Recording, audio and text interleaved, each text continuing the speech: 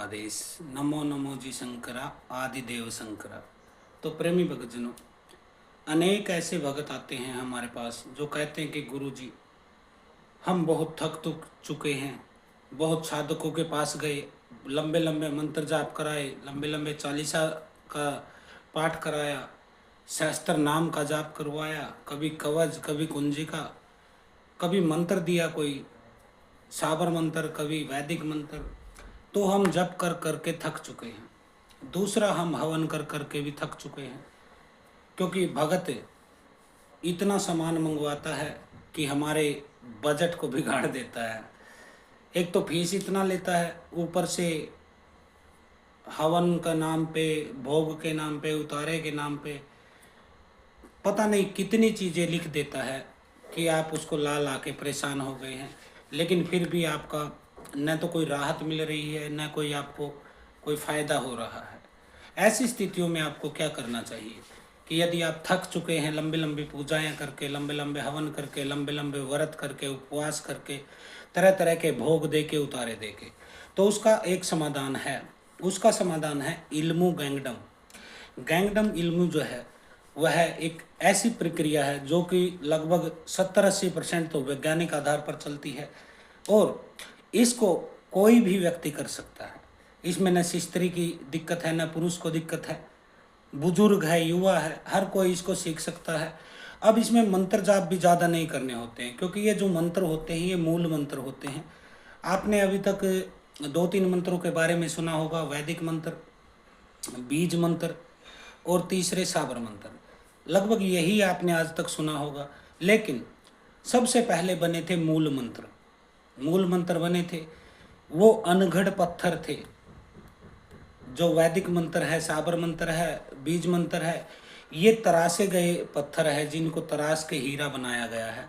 लेकिन अनगढ़ पत्थर जो है वह मूल मंत्र है, यानी कि रूट लेवल, जड़ जिसकी, उसी से सभी मंत्र प्रकट हुए हैं।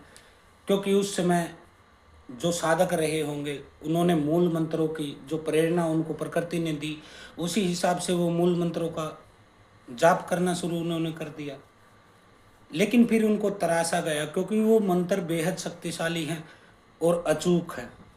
इसलिए अगली जनरेशन ने सोचा होगा कि थोड़े हल्के मंत्र को बना दिया जाए, तो एक मंत्र को तोड़ तोड़ के कई मंत्रों की रचना की गई, जिसको वैदिक मंत्र में भी आप पढ़ सकते हैं। बीज मंत्र में भी छोटे छोटे बीज हैं, जैसे क्रीम, हरीम, श्रीम, हु, फट, स्वाहा, इस तरह के छोटे छोटे बीज मंत्र भी हैं जो कि आपको अक्सर देखने को मिलते हैं। साबर मंत्र तो गुरु गोरखनाथ के बाद जो परंपरा है वो तो लंबे मंत्र होते हैं। साबर मंत्र बहुत जल्दी सिद्ध हो जाते हैं, लेकिन इनकी सिद्धि 1-2 साल ही ठहर पाती है यदि आप निरंतर इनका जाप नहीं करते हैं। यानी कि एक बार सिद्ध करके फिर खाली आप यूज करना शुरू कर देते हैं तो 1-1.5 साल में ख़त्म हो जाती है। वैदिक मंत्र जो है, इसकी जो सिद्धि है वह भी यदि होली दिवाली पर जागृत नहीं करते हैं तो ये भी धीमा पड़ जाता है। बीज मंत्र जो कि एक बीज होता है जो बाद में एक पेड़ का रूप धारण कर लेता है, वह होता है, उसके साथ भी ऐसा है। लेकिन मूल मंत्रों के साथ ऐसा नहीं है। मूल मंत्रों को जो कि स्वयं जागृत मंत्र हैं, ऑटोमेटिक जागृत ही हैं, क्योंकि वो मूल मंत्र है। आपके हर किसी मंत्र से 16 गुना, 22 गुना, 36 गुना, 70 गुना उसकी पावर होती है, और उसका साइज भी छोटा होता है। 2, 4, 5 शब्द का ही मंत्र होता है मूल मंत्र। यदि उसका जाप आप करते हैं तो उसमें आपको कई गुना एनर्जी का ट्रांसफ़र मिलता है, ऊर्जा जो पैदा होती है। इसलिए इनको ज़्यादा जाप नहीं करना होता है। मूल मंत्र स्वयं सिद्ध होते हैं। इसके लिए खाली एक प्रोसेस होता है, एक तांत्रिक प्रोसेस है, क्योंकि यह टोटल जादू तिब्बत का जादू है। अब आप पूछेंगे कि गुरुजी आप तो बंगाल के जादू में महारत हासिल की थी, आप तिब्बत के जादू के बारे में भी जानते। बेटा, मैं हर किसी जादू के बारे में जानता, क्योंकि जब एक साधक होता है ना, और उसको भूख होती है, प्यास होती है उसके भीतर ज्ञान की, तो वह हर मार्ग से गुजर के जाना। जैसे काली के भगत रामकृष्ण परमहंस जी, उन्होंने द्वैत मार्ग से काली को पाया, फिर अद्वैत मार्ग पर आगे बढ़े, मुस्लिम मार्ग से उन्होंने परमात्मा को पाया। एक मस्जिद के आगे ही पड़े रहते थे वो उस टाइम। उसके बाद उन्होंने बंगाल में एक सखा संप्रदाय है, सखी संप्रदाय, जो कि कृष्ण को समर्पित है। वह मानता है कि इस संसार में केवल कृष्ण ही पुरुष हैं, बाकी सब उसकी गोपियां हैं, स्त्रियां हैं। इसलिए पुरुष भी काजल लगा के, लिपस्टिक लगा के सोते हैं सखी संप्रदाय के कि रात को कृष्ण आएंगे, मैं उनकी पत्नी हूँ, प्रेमिका हूँ, जो कुछ भी है निवन। उस मार्ग से भी रामकृष्ण ने पाया है, और उनकी लगन, उनकी मेहनत, उनका जो है एकाग्रता इतनी थी जो कि आपने कभी सुनी देखी नहीं होगी। 6 महीने बाद रामकृष्ण की छाती बड़ी होने लगी, जैसे स्त्रियों की छाती होती है ना, वैसे ही, क्योंकि उन्होंने अपने मन से, आत्मा से, अपने ऊर्जा से खुद को सखी ही मान लिया था कृष्ण की। 6 महीने बाद उनके छतन भारी हो गए थे स्त्री के जैसे। अब इसके बारे में हम इतना भी कह सकते हैं कि अनेक लोगों के भारी होती है छाती, चर्बी चढ़ जाती काफ़ी लोगों को, तो उनकी छाती भारी भी होती है, ऐसा भी आप कह सकते हैं। लेकिन 6 महीने बाद एक और आश्चर्यजनक घटना होती है, अद्भुत घटना होती है। पीरियड स्टार्ट हो गए रामकृष्ण के, माहवारी शुरू हो गई। तो इन उदाहरणों से हम जान सकते हैं कि ये जो ऊर्जाएं हैं, इनको यदि आपको इस्तेमाल करना आ जाए, चाहे यह बंगाल के जादू की है, पूर्व के ढाका बंगाल के जादू की, तिब्बत का जादू, नेपाल का जादू, जावानीज इंडोनेशिया का जादू, क्योंकि तिब्बत जो है वह तांत्रिकों की जननी है। नेपाल में बुद्ध पैदा हुए, लेकिन उन्होंने ज्ञान पाया भारत में। कृष्ण भारत में पैदा हुए, नानक भारत में पैदा, कबीर, गुरु गोरख, शंकराचार्य, जितने भी अवतार बुद्ध पुरुष पैदा हुए हैं, महावीर पैदा हुए हैं, वो भारत में पैदा हुए हैं। लेकिन तिब्बत में तांत्रिक पैदा हुए हैं। तिब्बत में तो बहुत साल पहले ही आज्ञा चक्र के बारे में जान लिया था, और उन्होंने एक माइनर सा, एक छोटा सा ऑपरेशन करना भी सीख लिया, जिससे कि आज्ञा चक्र को ऑपरेशन से खोल दिया जाए। सालों साल घूमने की, धक्के खाने की, साधनाएं करने के चक्कर में नहीं पड़ना होता है, वो खाली इसको खोल देते हैं ऑपरेशन के द्वारा। इसके बाद जब वहाँ किसी की मृत्यु होती है तो उस व्यक्ति के पास उसके परिजन इकट्ठे हो जाते हैं, और वह उसको बोलते हैं जागते हुए मरना, जागते हुए मरना, जागते हुए मरना। जबकि हमारे यहाँ नहीं होता है ऐसा, वो उसको मरते हुए भी जागृत रख देते हैं, यानी कि बेहोशी में मत मरना, जागृत अवस्था में मरना, ताकि अगले जन्म में भी उसी सोच के साथ, वहीं उसी स्टेज से आप आगे बढ़ पाओ। तो ये टोटल तिब्बत का जादू है। मंत्र का इसमें ज़्यादा महत्व है। 1 बार, 7 बार, 21 बार, 51 बार सिर्फ ऐसे जाप करना होता है। नॉर्मल भूत प्रेत को उतारना है, धन का आकर्षण करना है, आपका काम धंधा नहीं चल रहा है, उस रुकावट को, ब्लॉकेज को, मनी की प्रॉब्लम को दूर करना है, इसके लिए तो 21 बार मंत्र का जाप काफ़ी हो जाता है। इसमें खाली एक प्रैक्टिस आपको दी जाती है और इसमें मंत्र दिए जाते हैं। तिब्बत के जादू के अंतर्गत इसको कई भागों में आप बांट सकते हैं, लेकिन एक सिंपल तरीका पकड़ लीजिए, बस एक नॉर्मल तरीका पकड़ लीजिए। एक ऐसा गुरु पकड़ लीजिए जो कि शक्तियों के साथ खेला है, जिसको साक्षात अनुभव है, जिसके हृदय में वो वीणा बजती है परमात्मा की। ऐसा कोई गुरु मिल जाए तो वह तिब्बत का टोटल जादू सिखा देगा। आपको खाली 4 मंत्रों की ज़रूरत पड़ेगी, ज़्यादा की भी नहीं है। 4 कैसे? एक मंत्र होता है आपके स्वास्थ्य के लिए, जिससे कि आपका स्वास्थ्य ठीक रहे। उससे आप अपना स्वास्थ्य भी ठीक रख सकते हैं, अपने परिवार के सदस्यों का भी, अपने रिश्तेदारों का भी, अपने मित्रों का भी। जो कोई लोग आपके पास आ जाए मदद मांगने, तो उस मंत्र से आप उसका स्वास्थ्य ठीक कर सकते हैं। और इसमें ज़्यादा समय नहीं लगता है, 5 से 10 मिनट में आप उसको हीलिंग्स कर सकते हैं मंत्र की शक्ति से। ये हो गया। दूसरा होता है रिलेशनशिप, यानी कि आपके संबंध, रिश्ते खराब हो जाते हैं, पति पत्नी अलग रहने लग जाते हैं, कोर्ट में मुकदमे चलते हैं, तलाक हो जाते हैं। इस तरह के मामलों में भी एक मंत्र होता है जो कि इस रिलेशनशिप के विवाद को, समस्या को ख़त्म कर देता है। वो भी कोई ज़्यादा बड़ी बात नहीं है, 10-15 मिनट आपको प्रतिदिन उसमें देना होता है और आपका वह काम बन जाता है। तीसरा होता है रोजगार, यानी कि पैसा, क्योंकि पैसे के बिना तो दुनिया चलेगी नहीं आपकी। तो पैसे को कैसे आकर्षित करें, कैसे एक धन का चुंबक बन जाएं कि चारों तरफ से आपके रास्ते खुल जाएं, आपका जो भी काम करे उसमें सफलता हो, तो उसका मंत्र होता है। 3 मंत्र हो गए। चौथा मंत्र की आपको बता देता हूँ, वह है बुरी शक्तियों से बचने का मंत्र। तो बुरी शक्तियों से बचने का जो होता है वो चौथा मंत्र। एक सामान्य ग्रस्त के लिए केवल ये 4 मंत्र काफ़ी हैं। एक एक लाइन के मंत्र हैं, छोटे छोटे मंत्र हैं। आप खाली 21 बार भी जाप कर देंगे, यानी कि 2 से 3 मिनट जाप कर देंगे, उसमें भी आपके काम बनने शुरू हो जाते हैं। लेकिन इसमें एक तरीका होता है, आपको एक ही काम एक समय में टारगेट लगाना होता है, प्रतिदिन उसी काम के अफर्मेशन देनी होती है मंत्र को। तो वैसे आप एक एक करके अपने सारे काम बना सकते हैं। तो यह तिब्बत का जादू है। यहाँ से ही इस विदेश अनेक जगह के लोगों ने सीखा है, तिब्बत का ही तो सीखा है। भारत से जो योगी गए, हिमालय के जो संत थे, जो मोंक थे बुद्धिस्ट, उन्होंने जिस 2 आकांक्षाएं होती है, एक तो बुद्ध वाली की मुक्ति की, दूसरा होता है शक्ति प्राप्त करने की, यानी तांत्रिक की इच्छा। जो उसमें से तांत्रिक की इच्छा के साथ गए, वो तांत्रिक शक्तियां वहां से प्राप्त करके आए। और जो बुद्ध का मार्ग था, मुक्ति का मार्ग, निर्वाण का, वह योगी फिर हिमालय से नीचे ही नहीं आए, वहीं पे रम गए कि अब क्या लेना संसार से, क्या देना। लेकिन जो नीचे आए, उन्होंने संसार के भले के लिए कार्य किए। लोगों के काम धंधे रुके थे, उनको बंधन को काटा। स्वास्थ्य ठीक नहीं रहते थे, बीमार लोगों को उन्होंने ठीक किया उस शक्ति के द्वारा। जिनके रिश्ते गड़बड़ हो जाते हैं, पति पत्नी के, माँ बेटे के, भाई बहन के, बच्चों के, माता पिता के, उनमें भी उन्होंने बहुत हेल्प किया। हाँ, उनका चार्ज उन्होंने लिया, ये मैं कहता हूँ, क्योंकि एक बाबा हो, एक तांत्रिक हो, एक डॉक्टर हो, वो चार्ज तो लेगा ही भाई। वो इतने रिसर्च कर रहा है आप लोगों के लिए, कहाँ कहाँ धक्के नहीं खा रहा है, कहाँ कहाँ से चीज़ें ज्ञान प्राप्त करके, रिसर्च करके, पूरा छानबीन करके, अनुभव करके तब आपको दे रहा है। तो वो आपसे सर्विस का अपना चार्ज तो लेगा, क्योंकि आपके लिए कोई ऐसा तो पागल है नहीं कि अपना घर बार छोड़ के भटकता रहे। तो इसका एक निश्चित फीस भी होता है। तो इल्मो गैंगडम जो है वह हर कोई सीख सकता है, कोई ज़्यादा बड़ा प्रोसेस नहीं है। इसमें 2 से 3 दिन में आप पूरी तरह से सीख सकते हैं, और इसको साथ के साथ ही आप यूज करना शुरू कर देते हैं।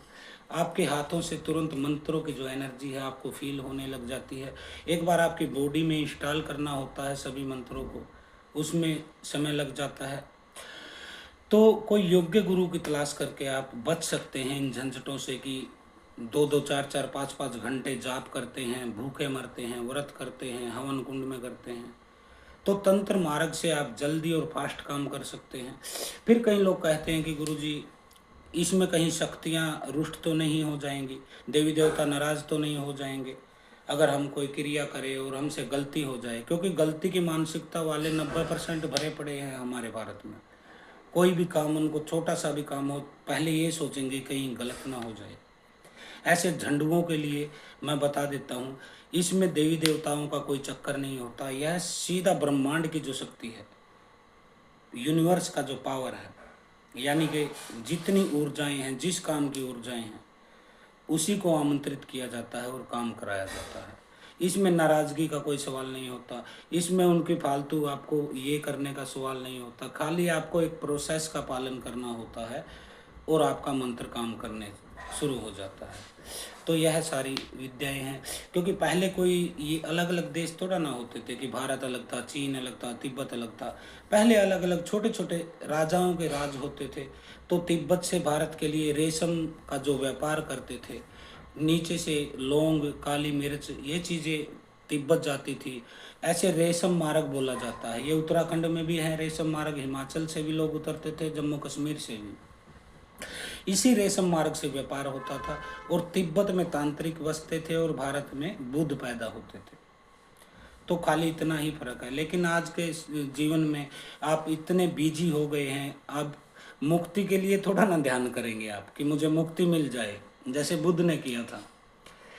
आप ध्यान भी करेंगे तो इसलिए करेंगे कि ताकि मुझे शक्ति मिले, मेरा आज्ञा चक्कर खुले, मेरा फला चक्कर एक्टिव हो, पैसा आए, समृद्धि आए, सुख आए। तो उसके लिए तो आप फिर गलत मार्ग आपने पकड़ लिया है। अगर आपको सुख, समृद्धि, शांति, सौभाग्य, स्वास्थ्य, सुंदरता, ये चीज़ें चाहिए, संपत्ति चाहिए, मान सम्मान चाहिए, पद चाहिए, प्रतिष्ठा चाहिए, ज्ञान चाहिए, ये चाहिए, तो फिर आप तंत्र मार्ग से जाइए। और तंत्र मार्ग बेहद सरल है और बेहद जल्दी काम करता है।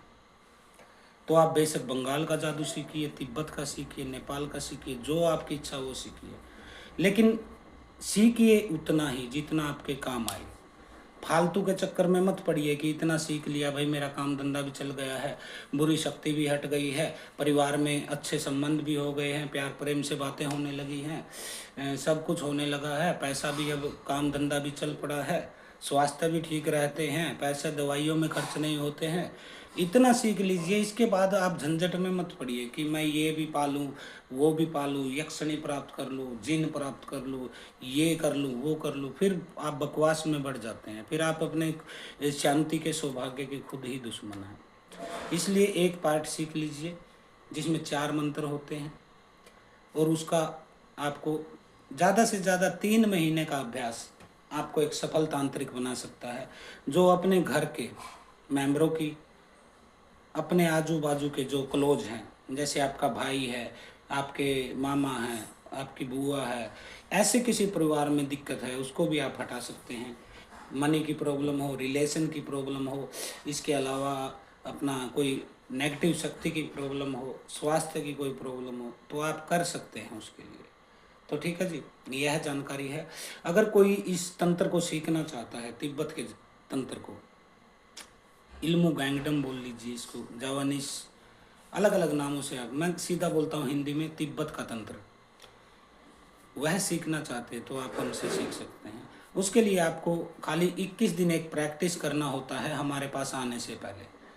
यदि आप उस प्रैक्टिस में पास हो जाते हैं तो मैं आपको ये सिखाऊंगा।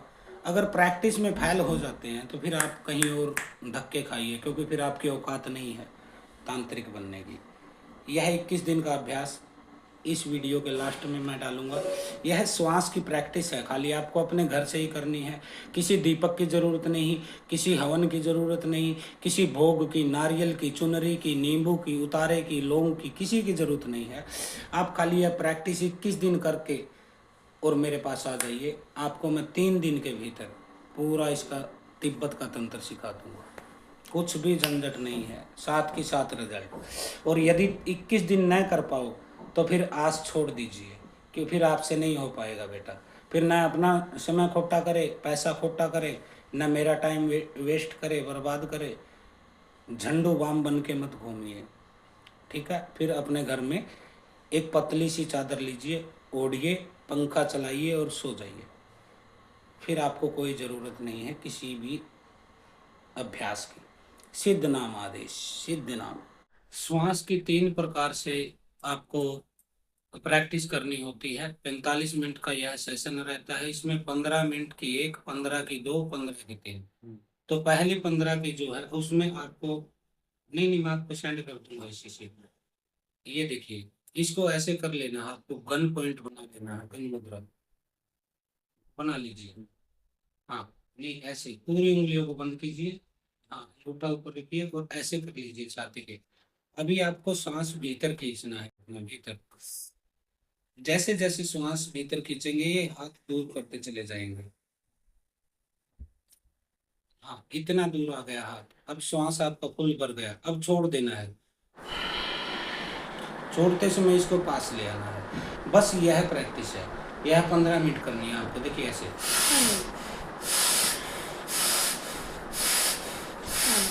एक तो ये करनी है 15 मिनट फर्स्ट, बिल्कुल आसान है। इसके बाद अगले 15 मिनट आपको नाक से श्वास खींचना है और मुंह से छोड़ देना है।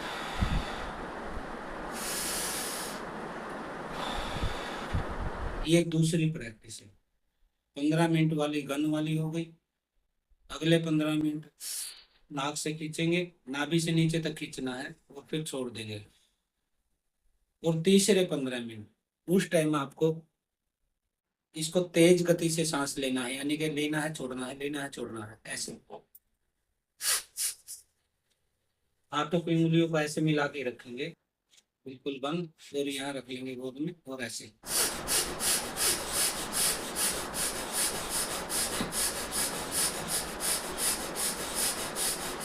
जब थोड़ा थक जाए 1 मिनट के लिए आराम करेंगे, उसके बाद फिर दोबारा।